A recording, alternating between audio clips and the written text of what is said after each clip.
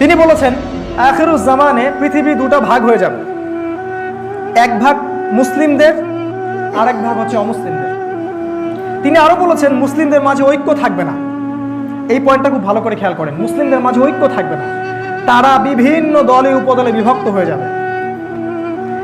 পৃথিবী দুটো ভাগ হয়ে যাবে, একটা ভাগ কুফফারদের আর একটা ভাগ মুসলিমদের।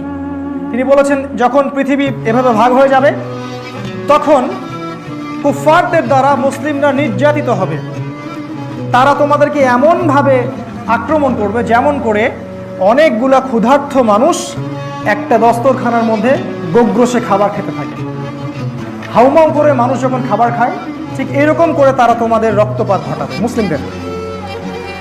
সাহাবীরা প্রশ্ন করছেন, ইয়া রাসূলুল্লাহ, তখন কি আমরা সংখ্যায় কম হব?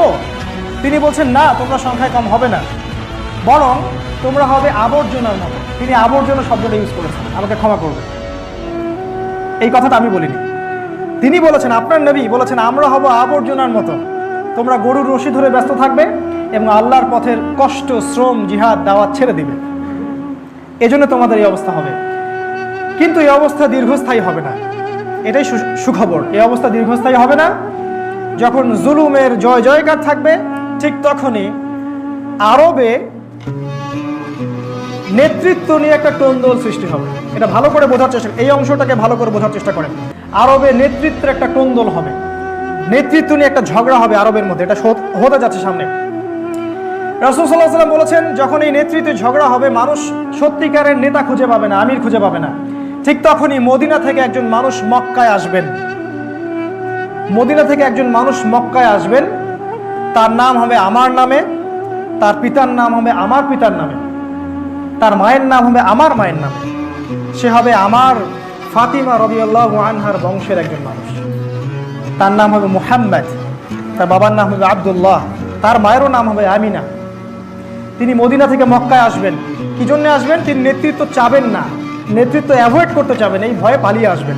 কিন্তু মানুষ তাকে খুঁজে খুঁজে খুঁজে খুঁজে বের করে মক্কায় চলে আসবে এবং তার হাতে ইসলামী খেলাফার বায়াত নেওয়া হবে।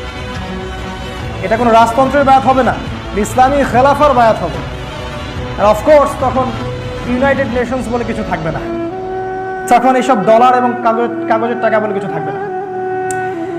তার হাতে বায়াত নেওয়া হবে এবং সারা মুসলিমরা পৃথিবীর বিভিন্ন স্থান থেকে তার সাথে ঐক্যমত পোষণ করবে।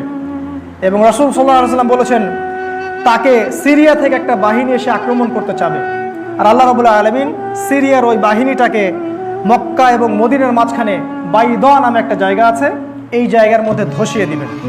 আর এটাই হচ্ছে সবচেয়ে বড় আলামত, ওই ব্যক্তি হচ্ছে ইমামুল মাহদী। এটাই সবচেয়ে বড় আলামত যে ওই ব্যক্তি ইমামুল মাহদী। তিনি বলছেন ইমামুল মাহদী যখন ইমার্জ করবেন তখন মুসলিমরা তার সাথে যোগ দিবে এবং কুফফারদের সাথে তোমাদের একটা যুদ্ধ হবে।